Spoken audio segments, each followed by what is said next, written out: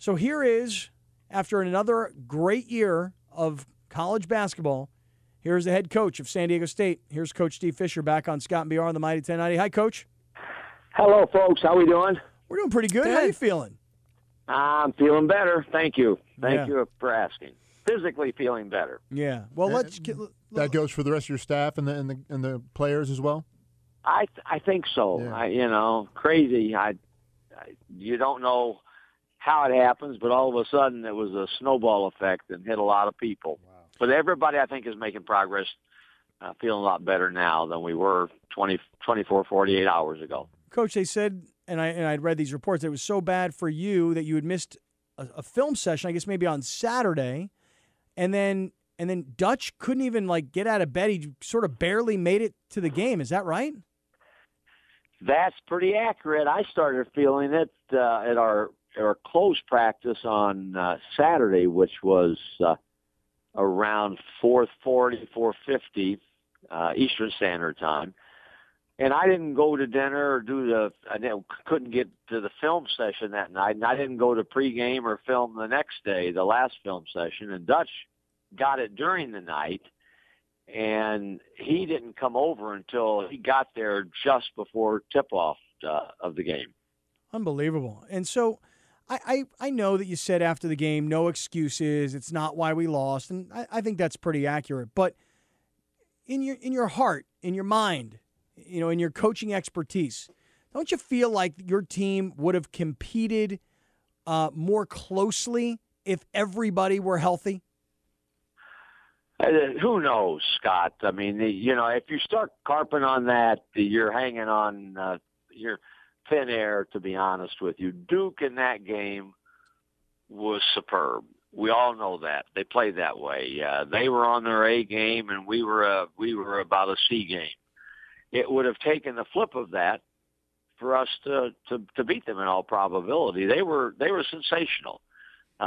We had chances. The worst thing that could happen, did happen. They got off to the 15-4 or 16-4 start, and we're fighting from behind the whole first half, and had chances to get it under 10, couldn't do it, and all of a sudden we went back-to-back threes with Malik and cut it to 7 with under 12 minutes, and had the ball twice after that with a chance to cut it to 5, could not make a basket, and then they went on another 8-0 run or 13-3 run, and all of a sudden it's back higher than what it was at halftime. Duke beat us. They were sensational in that game.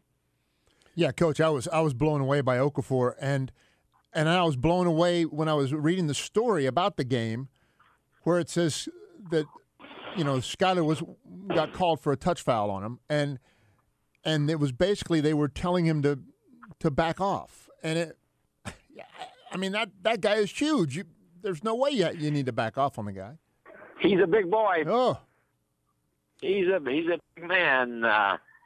He's going to be the number one guy taken in the NBA draft. I had somebody that texted me after the game. It was Dr. Bear, Chris Bear, and said, "You went up against the New York Knicks center next year." He's good. He's a center. He wants to be a center. He doesn't want to drift outside 8 feet, and he's a load. I think he played one of his best games against us. He was 12 for 16 from the field. He's under 50% free throw shooter and made both of his free throws, and he and they were very good. Steve Fisher. I keep saying that. Yeah, I mean, Coach Fisher's on the Scott and BR show, and I guess for me, as a huge fan and someone who's so emotionally invested, I guess I just believed that the Aztecs team, given all their experience and the senior players and so on, they were ready to compete at this high of a level, in particular knowing that Duke had been knocked out. Granted, different team, different players, but knowing that Duke had been upset over the last couple of years. And having seen you guys go toe-to-toe with a Connecticut or an Arizona, I figured you guys were going to compete. And it just, for whatever reason yesterday, I think a lot of it had to do with what you said, getting off to a slow start and then the inability to knock down shots. That's the disappointing part, is that I don't think these guys played nearly as well as they were capable. Our team, anyway. Oh, he dropped. Because I know a lot of times Coach likes to take in what you're saying, give it a little bit of thought, and give like a little pause, and then go, God. yeah, let me comment on that. Right. Let me kind of come back to you on that. Yeah. All right, hold on. He's coming back here. Coach, you still with us? I'm back. I guess my only point was, and I'll make it quicker this time, just really thought that this team could compete at that level with this type of team, given the background and the experience. And that was the only disappointing part, I think. So did I. So did we. Yeah. And I think we can. You know, this game of basketball is like none other. You can play a team and get blown out or lose a game and play them 2 weeks later and beat them the same fashion. It happens to everybody. And I'm not saying if we played Duke tomorrow we would beat them. But we're capable of playing with Duke. We really are. And we didn't Sunday when it mattered, when we played. So that's all you can say. But we are competitive enough and good enough and have the experience being there before to roll up our sleeves and say we can play with you. I certainly think so. Yep. Coach, I want to just ask you after the game, and I don't know how open the wounds were, but maybe some thoughts on your three seniors that all transferred in, that all did what we talked about last week, which was every one of your guys, those three guys, beat the team they transferred from, Utah, Northridge, and then St. John's. What did you say, if anything at all, to the team about those three guys? I told them, I said, disappointment is a must right now. We're all disappointed. We're all disappointed that, A, we didn't play better, B, we didn't win the game. But I want you, when you leave this locker room, leave walking tall and proud and reflect back on what you have done as a group to grow our program. And I specifically talked about our three fifth-year seniors, on what they had given, the commitment they'd made, and how they had played so well and so strong and so tough for the team that they set the standard for those to come, those to follow. And I said, that's what I want you to think about when you leave. When the last game hits, you're not prepared for it, no matter what, because you want to keep playing. And we're no longer playing, and that's the disappointing part about it. But it's going to happen to everybody except one team in the next 2 weeks. And we want to go further. We're not satisfied. Making a tournament is not a right. It's a privilege, and we've gone 6 years in a row. And to make it next year, we're going to have to get better. We're going to have to continue to improve and get better. I think we will. And we want to make the tournament and advance in the tournament. Coach, speaking of next year, and I know, again, it's Monday and the game was yesterday, I want to ask you just three quick things about next year. First of all, I saw a tweet earlier today from Malik Pope that says he can't wait to play next year with his twin, and that's Zylan Cheatham, who is part of it's like the picture of Malik on his Twitter is of him and Zylan. So just based on that tweet, do you expect Malik to be back at San Diego State next year? Scott, I think I told you before, the NBA has a process. It's not absolute, but you submit a name. I did Malik, and they don't start to get evaluation until after you finish playing. And within 7 to 10 days, I will get, not in writing, but they'll get over the phone what they think. And they're anywhere from 18 to 21 representatives. It might be an assistant, it might be the head scout, it might be a coach on Malik Pope. And they'll say anything from he's a lottery pick, 5 of them say, 4 of them say he's a first-round pick, 6 of them say he's a second-round pick, or whatever. And we'll get that information, and I'll share that with Malik.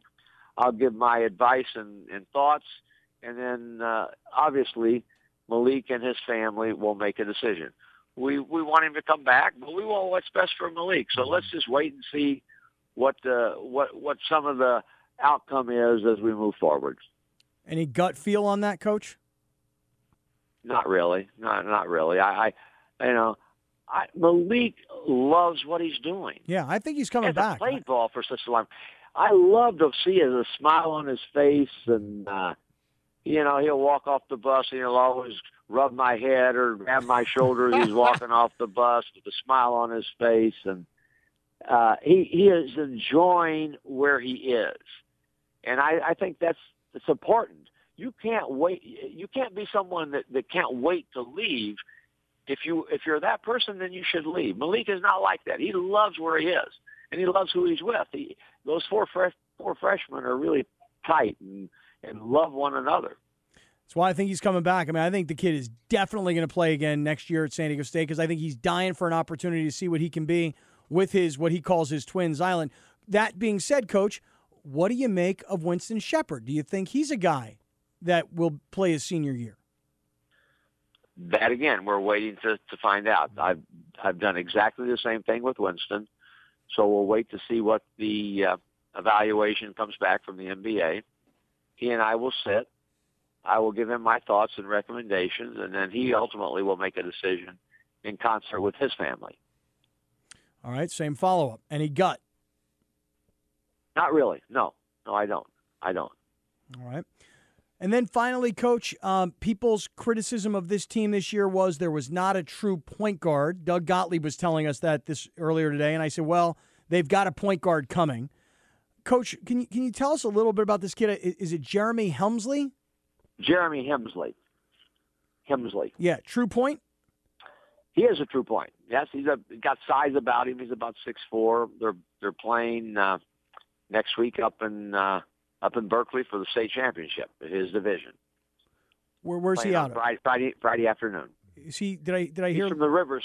He's from the Riverside area. Gotcha. And so that's a guy who I'm just going to guess if the team is point guard deficient, which is, again, I'm hearing criticism from those that certainly know a lot more about basketball than I think I do. Notice I said think, by the way. You did. Just want you to know that. You expect that he would be a contributor perhaps next year? Well, he will have a great opportunity to do that. So we've never promised anything to anybody. We've got good players, and I think more than anything, Scott, we need to become a team that has more consistency in our ability to shoot the ball. And that makes everybody look better. I thought Trey Kell in spots this year did a wonderful job with the ball. And AQ did. But we didn't shoot the ball well enough. And you have to be able to make baskets. You're not going to win games scoring in the 50s. He scored 49 points against Duke. You can't do that and win. We made shots against St. John's, and everybody looked good. Yeah, right. I mean, so that as much as anything, we have to get where we score the ball better, and we have to find a way to get easier baskets. We got to push the ball harder in conversion and try to get more shots out of transition. But when we get open shots, we can't one game be 0 for 7 and the next game be 5 for 7. We have to become more consistent with our perimeter play. Coach, another amazing year. It really was. And again, I think Duke's going to go so far in this tournament that when it's all said and done, we're going to look back and go, you know what? Just so what? So we lost to Duke. You know, it was another great year. So did all the other people in the tournament, right? Great year. Another conference championship, a banner to raise. Mm-hmm. Finals of the conference tournament. Unfortunate there, of course. But that exactly to your point about scoring. Great win in the first round of the tournament. Fans, 12,414 every single night, and so much excitement to look forward to. Another great year, Coach. Congratulations. I appreciate you saying that, and I agree with you. We had high expectations, and sometimes when you don't live up to your own expectations and what you strive for, you feel disappointed. And I told our players that can't be the case. You won a conference championship. You won 27 games. You made the NCAA tournament for the 6th consecutive year. You won a game in the tournament. We want more, and it's good to want more. But when you reflect back, and now's the time to reflect back a little bit, but then think and move forward, do it with a smile on your face and pride with what you were able to accomplish, and we're doing that. Right on. Hey, Coach, thank you very much. Enjoy the next couple of weeks. Thanks, Steve. We are going to do that, and our mutual friend Jim Nance had nothing but phenomenal things to say about all of you. He said, coming on the show with you guys is the highlight when he goes on shows across the country.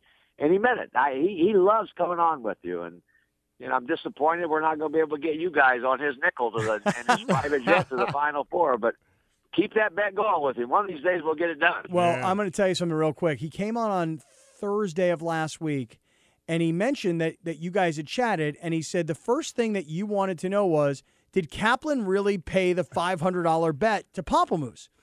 And he told you that I did. And I said, hey, don't tell Coach Fisher that stuff. He'll want to start betting with me, especially in places where he knows he can win.